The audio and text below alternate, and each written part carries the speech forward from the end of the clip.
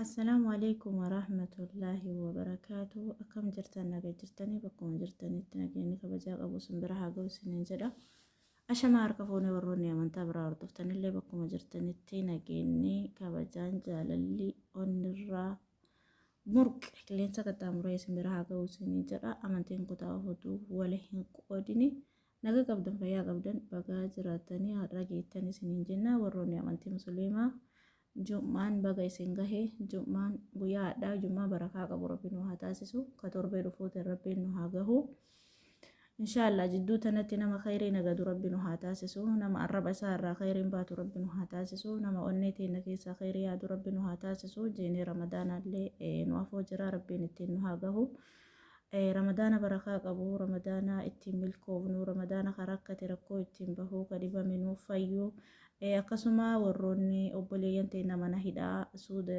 Arabiyaa yookaan biyya namaa keessatti rakkachuu jiran dararamu jiran rabbiin achi keessaa isaan baasee isaan haa galchu Jumaan guyyaa hadhaa Jumaa barakaa qabu Rabbiin nu haa taasisu ka dhufuunis nu haa gahu ramadaana dhufuunis Rabbiin nu haa gahu isiniin jedha baga jala bultiillee geettanii dhufee nu bira ga'ee guyyaa muraasa nu hafaa inshallah. Ada bakkuma taa'utti xiqqishuu yaannumaa xiqqoo wayinaa dhuftee viidiyoo kana maruu danda'ee narraaqee balaa isiniin jedha viidiyoo kana hanga dhumaa daawwadhaati koomentii bareedduu yoo isinitti tole nuu kaayaa akkasuma yaada bareedaa laayik sheer gochuudhaan nu jajjabeessa harmeewwan or harmee food 22 nu jajjabeessa isiniin jenna walaa jajjabeessinu obboleeyyan kiyya yuutuubiin kun kaayyoo banameef qabaa.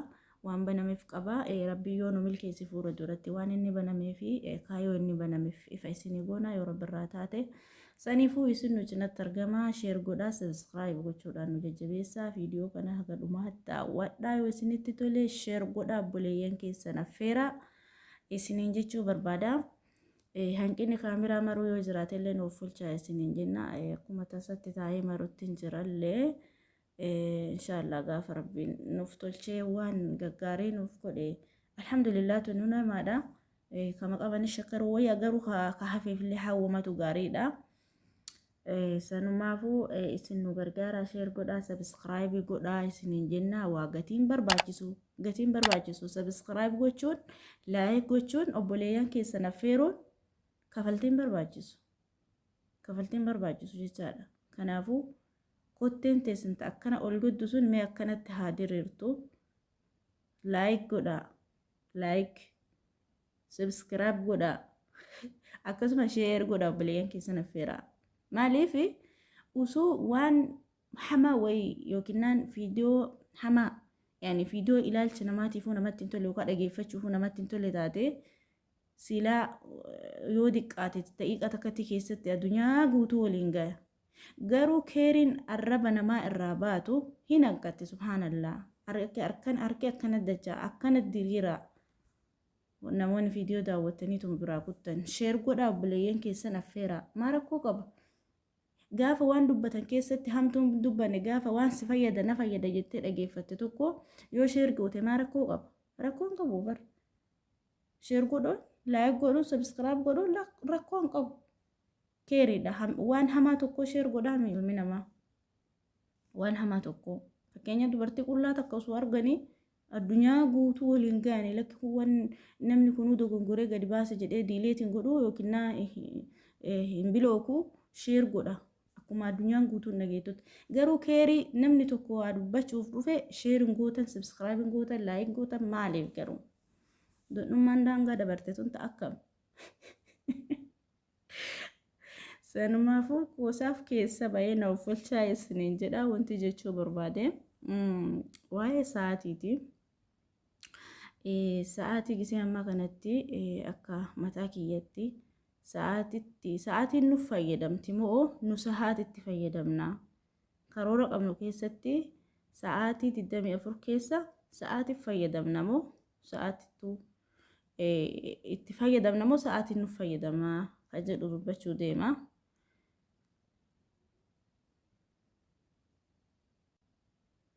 Sa'aatitti akkamiin fayyadamna yoo jettan taate hadha moodoonni irraa dubbachuu deemu sa'aatiin nuuf fayyadama moo sa'aatiif fayyadamnaadha jireenya kan kee keessatti waan hojjettu keessatti yeroo kan kee beekuun barbaachisaadha. Oolmaa kee keessatti waan hojjettu beekuun, waan dubbattu beekuun, maal akka hojjettee oolte beekuun, maal akka dhageette beekuun, maal akka dhageeffatte beekuun akkaan barbaachisaadha. Maaliif jennaan si fayyada. Oolmaa guyyaa hadhaa oolte keessatti dalagaa qabaattaa. Dalagaa kan kee keessatti sa'aatii itti daladdee geessitu qabda. Sa'aatii itti dalagaa jalqabdee fi sa'aatii itti dalagaa geessite san beekuun si barbaachisa. Maaliif na barbaachisa yoo jette sa'aatii hojii eegalte san sa'aatii hagamitti akka geessite beekuun maaliif si barbaachisa yoo jette karoora mataa kan kee baafachuudhaa fi maal akka jalqabdee fi maal akka xumurte beekutu si barbaachisa jechaadha.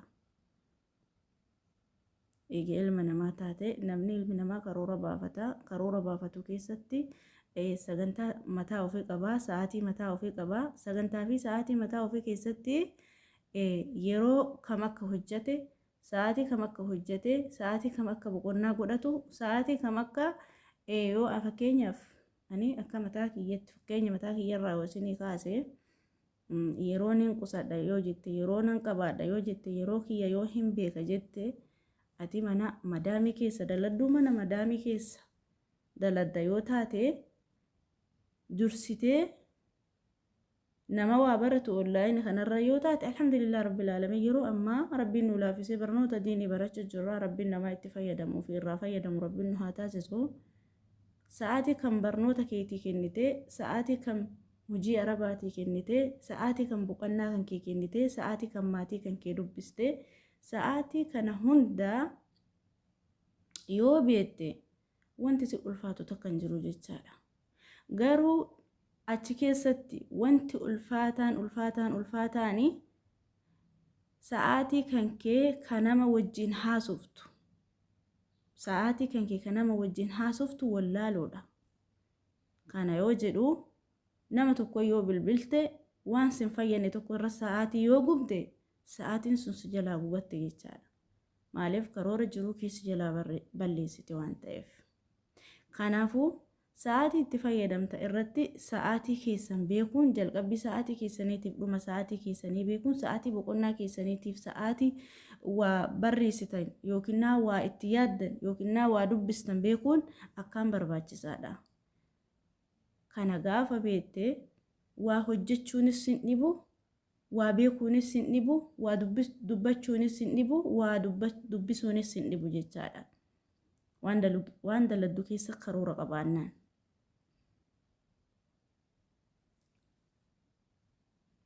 Fakkeenyaaf guyyaa hadhaa dalagaan daladdu keessatti sa'aatii kana barnoota kiyyaaf yoo kaa'e sa'aatiin kun sa'aatii boqonnaa kiyyaati, sa'aatii kana barnoota baradhu. Fakkeenya barnoota quraanaa barata irra caalaa namni onlaayinii irratti. Sa'aatii hagattii tanaa sa'aatii akkanaa kanarratti naa mijaata. Sa'aatiin kun sa'aatii hojii barnoota kiyyaa haa ta'u jettee sa'aatii namni waan adda addaatiin sin shaagalle silaa jiruun jiruu biyya namaati. Jiruun tama wajji beennu sa'aatii boqonnaa kan kee irratti beektu san sa'aatii barnootaa qofa godhattee kaa'atte jechaadha. Sa'aatii sila yeroo raahaa godhattu san sa'aatii barnoota kan keetii godhattee lafa kaa'atte jechaadha. Sa'aatii namni sin jenne, sa'aatii waamichi sitti hin baay'anne, sa'aatii barnoonni keetii fi boqonnaan kan kee waliin galu wal bira qabdee ilaaltee sa'aatii san sa'aatii barnoota keetii gootee lafa keetta jechaadha. Irra hedduun nama kennaa maaltu yeroo irraa guba, maaltu waan barate sammuu galchuu dhoogga, waan baratu waan dubbisu irratti, waan baratu irratti xiyyeeffannoo dhabuudha. Yeroo ofii waan biraatti qisaasessuudha. Haasaan haa ta'uu, nama jala seenee viidiyoo namaa daawwachuu haa ta'uu, tiktooka kan keessattuu wanni akka ilma namaa yeroo ammaa mataa facaase tiktooka.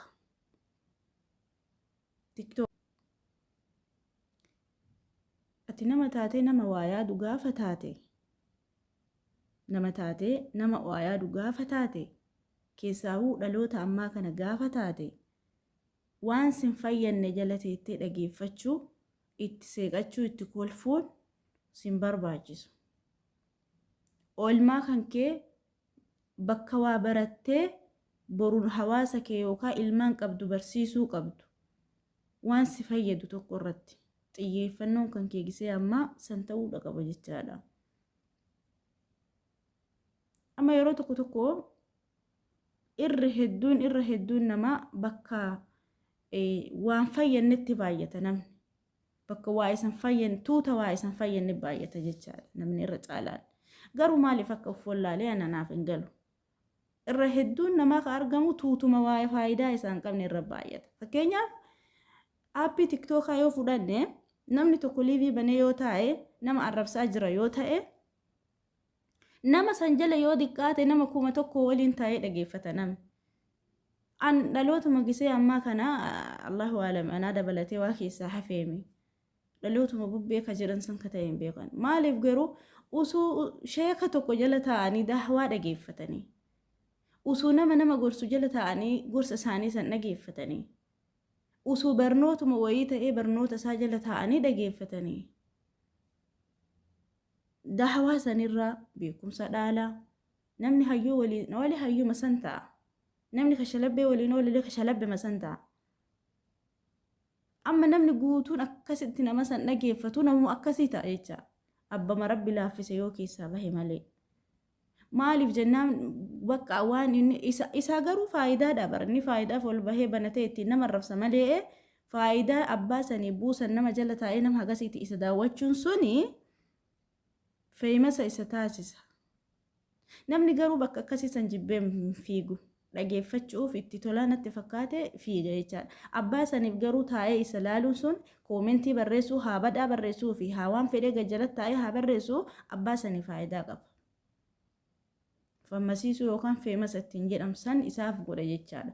Garuu sheekni tokko yookaan ustaasni tokko uduu taa'ee darsii wayii barsiisaa jiraate usuu taa'ee dahwaa wayii godhaa jiraate namni jala taa'ee dhageeffatu bakka akkasiisanii rabbiin ari'ee waan hin beeknu rabbi isaan haa qajeelchu. Keessaahuu viidiyoo tokko gaafa dhageeffatte viidiyoo san keessaa barnoota xiqqishumallee taatu yoo hin dhageeffate yoo sin fayyadanii jala teettanii dhageeffatina. Maaliif yeroo kan kee waan sin fayyannetti hin fitin kaa. Yeroo kan kee waan sin fayyanne fixuun hin barbaachisu kaa. Nama tokko wajjin hadha yoo haasofte dhimma si barbaachisu yoo hin taane yeroo kan kee hin fitin. Hin barbaachisu kaa. Yeroo fayyadamuunu yeroo kan kee waan dubbattuu fi waan dubbiftu waan hojjechuu qabduu fi waan hojjatte itti fayyadamuudha. Kanaafuu nama yeroo fayyadamu ta'uudha tu nama barbaachisa.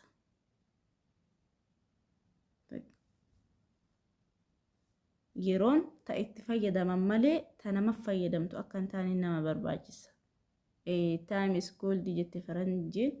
Yeroon tun faranjii bira warqiidha. Sa'aatii muraasa ta'an sa'aatii muraasa boqonnaa godhanii sa'aatii irra caalaan biyya faranjii biyya guddate kanneenitti sa'aatiin isaanii irra caalaan ka dabarsaniin hojiidha waan ta'eef akkas guddatanii bar. Time is gold jette faranjiin jedhan yeroon isaaniif warqiidha. Akka warqitti ilaalan yeroo sa'aatii yoo guddate sa'a muraasa rafan. Achi booda sa'aatiin isaanii guutuun hojiidha. Kanaaf biyyoota guddatan ta'an. Saniifuu sa'aatii keessan gaafa beektan yeroo keessan gaafa beektan maal akka hojjettan gaafa beektan maal akka barattan gaafa beektan waa hunda irratti xiyyeeffannoon keessa waan xiyyeeffattan sa irra gaafa ta'ee hayyoomuun beekuun waa hubachuun xiinxalluun salphaadha. Garuu waan sin fayyanne irratti mataa kan kee dhukkubsuu gaafa dhiifte waan sin fayyanne irratti waan si fayyarra gaafa mataa kan kee dhukkubsuu dhiifte ati dhugamatti nama beekaa taata. Nama beekaa taata. Ammoo toora onlaayinaa kanarratti oolmaa kan kee nama akkamii wajjin akka gootu. Viidiyoon kukkuta waan ta'eef nuuf olchaa isiniin jenna. Inni biraa guyyaa dhakaa irraa dubbanne itti fayyadama sa'aatii fi sa'aatiin nu fayyadama moo sa'aatii itti fayyadamnaadha kana haasa'u jirra. Karoora oolmaa kennaa haasa'u jirra. Nama oolmaa ofitti fayyadamu Rabbi nu haa taasisu. Kana keessatti oolmaa kan kee keessatti maal wajjin akka ooltu bargisee amma namni jechaadha. Namni qaama wal bira qofa osoo ooluu hin taane sooshaal miidiyaan gisee amma akkuma nama qaama wal bira ooletti beeka. Gaafa nama wajjin haasoftu akkuma nama wajjin oolee jechaadha. Gaafa nama guruppii keessattis ta'ee kophaasa haa ta'u akkuma nama qaamaan wal biratti argameeti.